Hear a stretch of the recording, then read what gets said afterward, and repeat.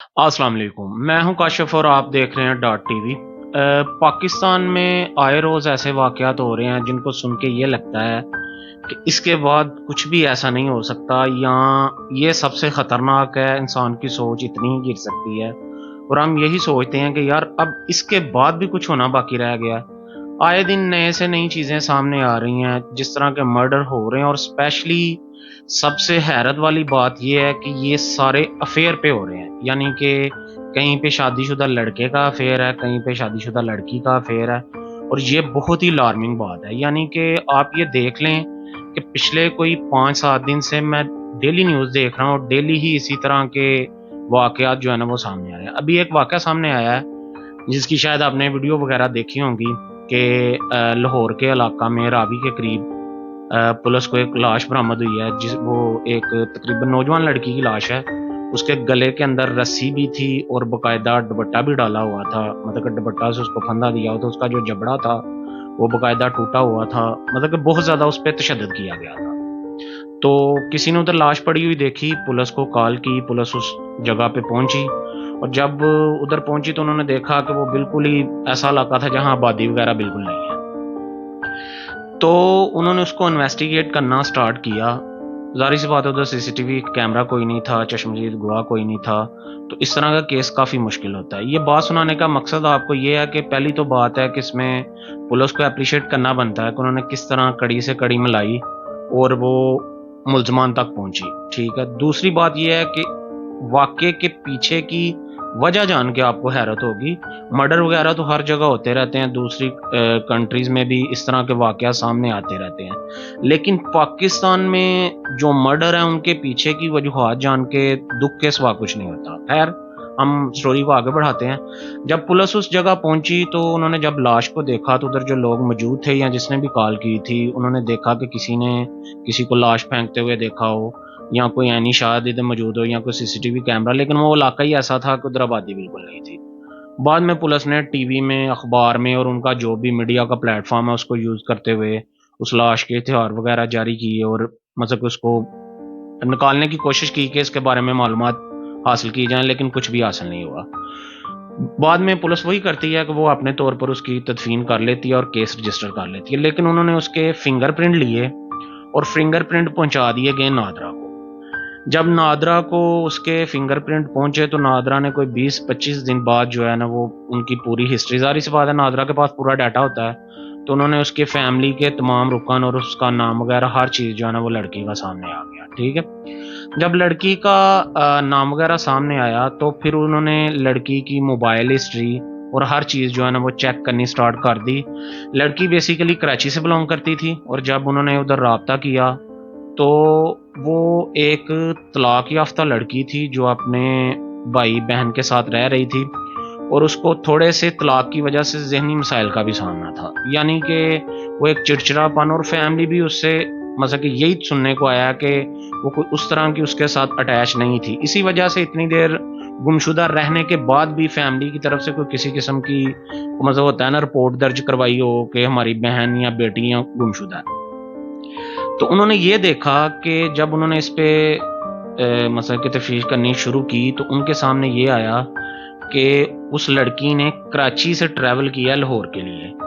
जब उन्होंने उसकी डिटेल निकालनी स्टार्ट की तो उनको मालूम हुआ कि ये जो लड़की जिसका कत्ल हुआ है उसका नाम सबीन सहर है, और ये कराची की रहने वाली है। और उस वक्त उनको एक और चीज़ मालूम हुई कि एक और लड़की जिसका नाम उल्फत है, उसने कराची से लाहौर के लिए इसके साथ ट्रैवल किया था। तो फिर उन्होंने ये चीज़ पता करने की कोशिश की कि कहीं ऐसा तो नहीं है कि उल्फत भी मिसिंग है, या उल्फत ने मसलन उधर किसी थाने में इससे रिलेटेड रिपोर्ट करवाई हो, क्योंकि ये तो पता चल रहा था कि कराची से वो लाहौर के लिए दोनों इकट्ठी आई हैं, लेकिन वापसी जो है वो उल्फत की अकेले ही हुई थी।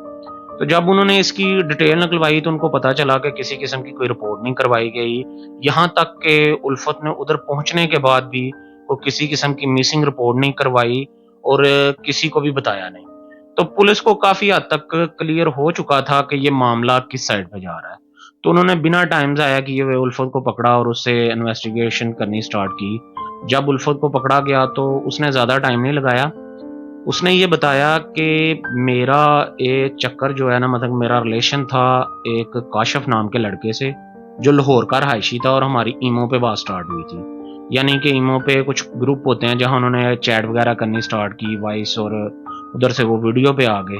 ٹھیک ہے، تو اس نے کہا کہ میں اس لڑکے کو لاہور ملنے آتی تھی، میرا اس کے ساتھ ریلیشن تھا، اور اس بارے میں لڑکی کو پتا تھا، یعنی کہ الفت کی جو سہیلی تھی اس کو اس بارے میں معلوم تھا.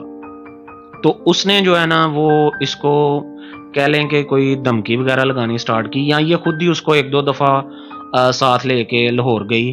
تو باقاعدہ الفت جو ہے نا وہ لڑکے کی فیملی کو بھی ملتی ہے، یعنی کہ لڑکا اس کو گھر والوں کو یہ شو نہیں کرواتا کہ اس کی شادی ہو چکی ہے، وہ ان سے ویسے ہی ملواتا ہے، اور گھر والے بھی مل کے خوش ہوتے ہیں، بلکہ وہ ادھر سٹے بھی کرتی ہے، اور اس کی جو سہیلی ہوتی ہے نا وہ اس کے پیرنٹس وغیرہ کی اور سسٹر وغیرہ کی تصویریں بھی لے لیتی ہے. لیکن کچھ عرصہ گزرنے کے بعد وہ اس کو تنگ کرنا سٹارٹ کر دیتی ہے الفت کو، بقول الفت کے، جو الفت نے بیان دیا اس کے مطابق، کہ وہ مجھے باقاعدہ دھمکیاں لگاتی تھی کہ میں تمہارے شوہر کو بتا دوں گی، اور اس نے کچھ تصویریں وغیرہ، کچھ ویڈیو وغیرہ بھی لیک کی تھی جس میں وہ مثلا کہ امیجز وغیرہ کا جو فیس ہے وہ لڑکے کی جو گھر والے انہیں کا تھا، اور بعد میں وہ بالکل نیکڈ کر کے، یعنی ایڈٹ کر کے تو اس نے سوشل میڈیا پہ ڈال دی تھی. تو لڑکے کو اس پہ بہت زیادہ غصہ تھا، جو کاشف نامی لڑکا تھا، اور وہ بار بار لڑکی سے ملنے کی ضد کرتا تھا. یہ 2-4 دفعہ پہلے بھی لاہور گئے ہیں اور ادھر اس سے مل کے آئے ہیں. تو لڑکے نے پھر کہا، ان دونوں نے مل کے جو ہے نا وہ پلان بنایا، کیونکہ الفت کا بھی یہ کہنا تھا کہ وہ بار بار میرے گھر آ جاتی تھی، میرا شوہر موجود نہیں تھا ہوتا، اور مجھے آ کے دھمکیاں دیتی تھی اور کہتی تھی کہ میں تمہارے شوہر کو سب کچھ بتا دوں گی. تو پھر ہم دونوں نے مل کے پروگرام بنایا کہ اس کو رستے سے ہٹا دیا جائے. ہم نے اس کو لاہور بلایا، ہم نے یہ کہا کہ ہمیں اگر گھومنا پھرنا ادھر آ جائیں. جب ہم ادھر گئے تو کاشف نے اس سے یہ بات کہی کہ میں آپ کو اپنے پیرنٹس سے ملانا چاہتا ہوں، یا میں آپ کو اپنے گھر لے کے جانا چاہتا ہوں. تو جب وہ گھر لے کے جا رہا تھا، وہ گھر والے رستے پہ بالکل نہیں گیا. اس نے آلریڈی ایک پلاننگ کی ہوئی تھی، وہ ایک گنجان علاقہ تھا، وہ ادھر اس کو لے کے گیا، اور بقول الفت کے کہ میں چل رہی تھی تو پیچھے سے اس نے میرا دوپٹہ پکڑا، اور اس نے جب مڑ کے دیکھا تو وہ کاشف جو ہے نا وہ اس کے گلے کے اندر دوپٹہ ڈال چکا تھا، اور اس کو باقاعدہ دبا رہا تھا. اتنی دیر میں الفت نے پتھر پکڑا، اور وہ اس کے پتہ نہیں، اب الفت کا تو یہ کہنا ہے کہ میں چھڑانے کے لیے پتھر مار رہی تھی، اور لڑکے کا بھی یہی کہنا ہے کہ جو پہلا پتھر لگا ہے وہ میرے ہاتھ پہ لگا ہے، لیکن مجھے یہ نہیں پتا کہ وہ اس کو مار رہی تھی یا مجھے مار رہی تھی. باقی وہی پتھر کاشف نے پکڑا اور وہ اس کے سر پہ دے مارا. ادھر ہی اس کی جو ہے نا وہ تھوڑی دیر بعد ڈیتھ ہو گئی تھی. ان دونوں نے اس کو ادھر ہی چھوڑا ہے، اور یہ دونوں بڑے آرام سے اپنے اپنے گھر چلے گئے ہیں.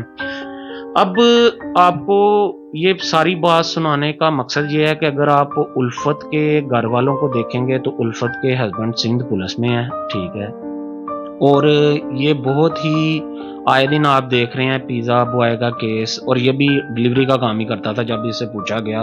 اور اس عورت کے 4 بچے ہیں، ٹھیک ہے.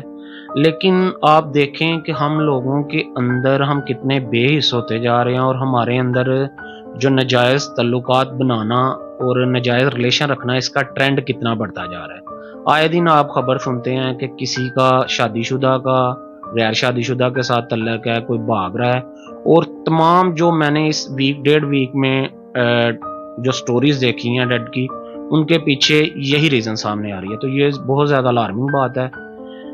باقی اس واقعے کا اینڈ یہی ہوا ہے کہ اب وہ دونوں جیل کے اندر ہیں. اب وہ اس کے 4 بچے ہیں. کاشف ایک غیر شادی شدہ لڑکا 21-22 سال عمر ہے. تو انہوں نے ایک خاندان وہ تباہ کیا جس کو انہوں نے موت کے گھاٹ اتارا، اور اب خود بھی ان کی ساری لائف جیل کے اندر گزرے گی. تو انشاءاللہ ہم آپ کے ساتھ نئے واقعہ شیئر کرتے رہیں گے. ہمارے چینل کو ضرور سبسکرائب کریں اور دیکھتے رہیں ڈاٹ ٹی وی.